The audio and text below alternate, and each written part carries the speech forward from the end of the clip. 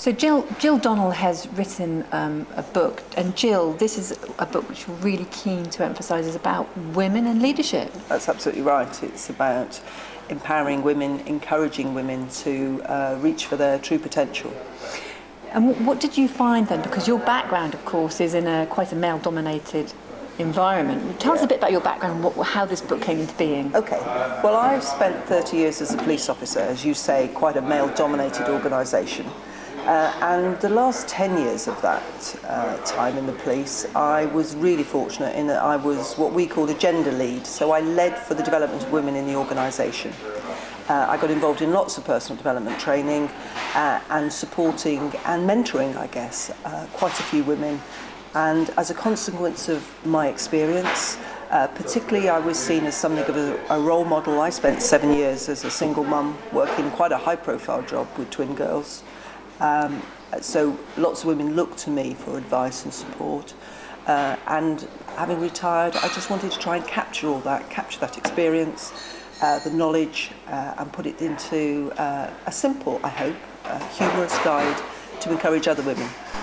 Because it is quite a tricky area for women in areas of leadership, and it's a bit baffling, really, isn't it? Because there aren't that many women leaders or women in senior positions, even though they do make up pretty much half of the workforce. Yeah, that's absolutely right. There's so many organisations in the police, in teaching, in quite a lot of organisations, you'll often find the majority of the workforce are women. But as you work your way up the leadership structure to the more senior positions, then the number of women starts to fall off. And very often, as reflected in FTSE 100 companies, the chief executives and the senior members of the boards, there aren't many women there. So what is happening to our women? I think there's a variety of things. It is a challenge.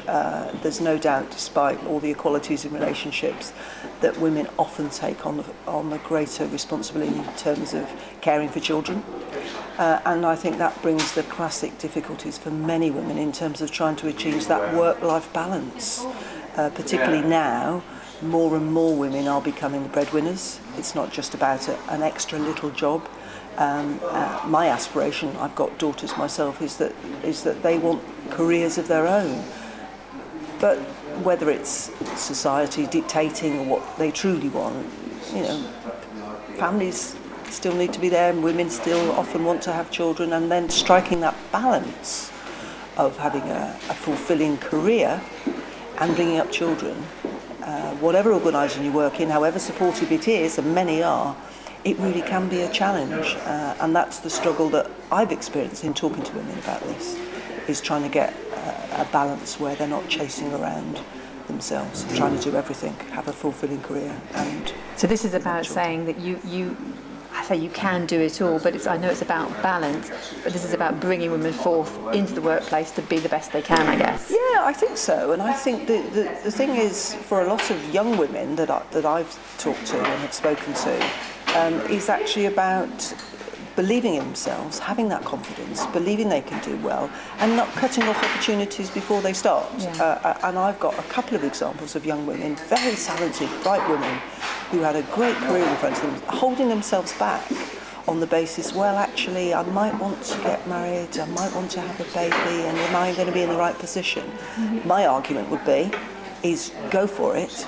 do the very best you can, and then if you have to make those decisions, often you're in a better position. Personally, I was in quite a good position when I had my girls. I was 40-odd. I was quite a senior position, and I think that gives you some flexibility. So that can be of a benefit. But it's all about actually going for it and having the self-confidence to believe that you can achieve these things. Right. Thank you.